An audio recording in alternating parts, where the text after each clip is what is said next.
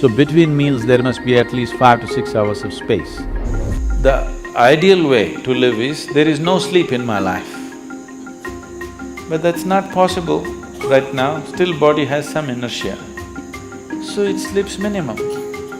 Rest of the time, it is at ease. You consume a little bit of honey in warm water on a daily basis, and you will see slowly the RBC content will go up.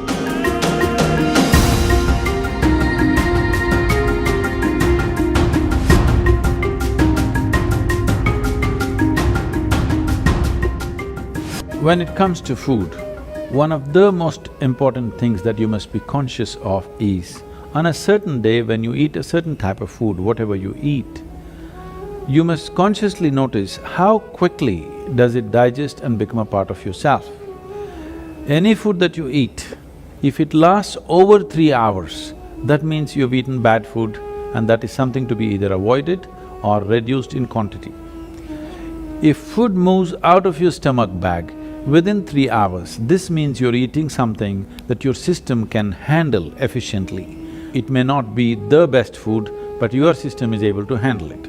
And between one meal and the next meal, if you create a clear gap of 5 to 6 hours, and in between if there is no other ingestion, you will see the cleansing process in the system on the cellular level, cleansing will happen. This cleansing on the cellular level is most important and significant for a healthful life. So between meals there must be at least 5 to 6 hours of space.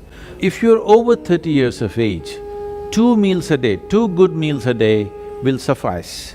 One in the morning and one in the evening. After the evening meal, before you go to bed, there must be a minimum of 3 hours, and if there is a certain amount of physical activity, not necessarily very heavy or strenuous activity, just simple walking or maybe a dance or something like this, create something for yourself where about at least 20 to 30 minutes there is some physical activity after the evening meal.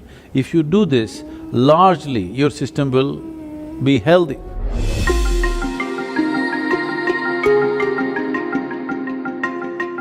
Anemia means on one level the blood has lost its iron, that means you lost your steel, okay? You lost the strength in the body, you'll feel exhausted, simply exhausted for nothing. Because once the necessary iron is not there, your ability to carry oxygen through the body is less. That means your body, your heart, your brain, everything will be on a lower level of function because you don't have enough oxygen. So, building oxygen into the blood is one of the important things, because how healthy the body is, how easily it rejuvenates itself depends on a high level of oxygen in the blood. And that capability will go down, particularly women have to be careful on this because of the biological process, that their hemoglobin content may go down and their ability to carry oxygen in the blood will come down, which will make them unnecessarily exhausted, will make them look unintelligent. And yes, if the RBC is low, you feel dumb because there's not enough oxygen in the brain and it doesn't function the way it needs to function, both the body and the brain. So, to take care of this, one of the simple things is you consume a little bit of honey in warm water on a daily basis, and you will see slowly the RBC content will go up. If there's more oxygen in the blood, suddenly you feel a burst of energy, suddenly everything is active, the rejuvenation system in the body is going up, the dead cells are being replaced quickly. The level of inertia that you feel in the body is much lower, the level of inertia that you feel in your mind is much lower.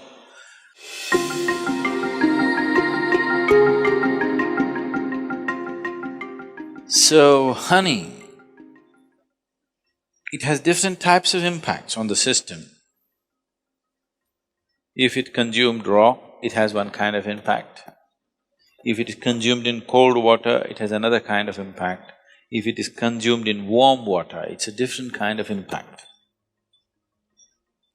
We want to consume it in warm water here because we want the system to open up. If you put it into boiling water, some part of honey will turn poisonous. So you should never put it into boiling water. or you should not cook the honey. I know in Western societies, people are making honey cakes and stuff, they're cooking it. If it crosses a certain temperature, then honey will turn poisonous. So, it must be put into… like it's in a temperature that is drinkable. Into that you put. If it's boiling hot, you don't put.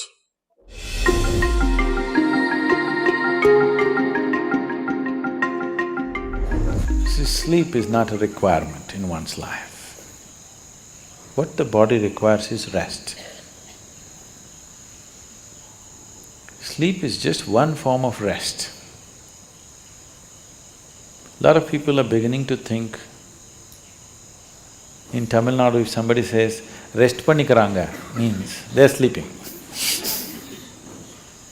Need not be, you can sit and rest, isn't it? Yes? You can stand and also rest. You're running, if you stand, doesn't it feel like rest? You're standing, if you sit down, doesn't it feel like rest? There are many ways of resting. The most important thing is, rest means you're changing the energy equation, where consumption is lowered, production is going on at the same pace. So after a period of time, you feel rejuvenated because consumption has been lowered. Essentially, you are managing the energy equation. If you're in activity, the consumption is more. Whatever you're producing, it's not enough. After some time, you feel exhausted because the consumption has been heavy. If you lower the consumption and increase the production, after some time you feel energized. The ideal way to live is, there is no sleep in my life. But that's not possible right now, still body has some inertia. So it sleeps minimum. Rest of the time, it is at ease. If you keep this at ease, then sleep does not occur to the body unless it comes to a certain point of exhaustion. So body is never ever asking for sleep, but it is definitely asking for rest. If you do not know how to sit here in a restful manner, it will try to rest like this. If you can sit here totally at ease, it'll sit here for hours without falling asleep. Otherwise, this is the only way it knows how to rest. If you sit here now, one simple thing you can do is you sit down, you come and sit down here, just move your attention from the top of your head down to your toes and see if everything is loose and easy and relaxed and at ease. Are you sitting like this? Just sit, just bring this to ease as much as you can. Not everything is in your conscious level. As much as you can consciously, bring it to ease. You will see suddenly, if you are the kind who will fall asleep at 10 o'clock, if you simply 1 hour you sit here at ease, you will see your sleep will get postponed by half an hour. You won't feel sleepy at 10. Naturally you're awake.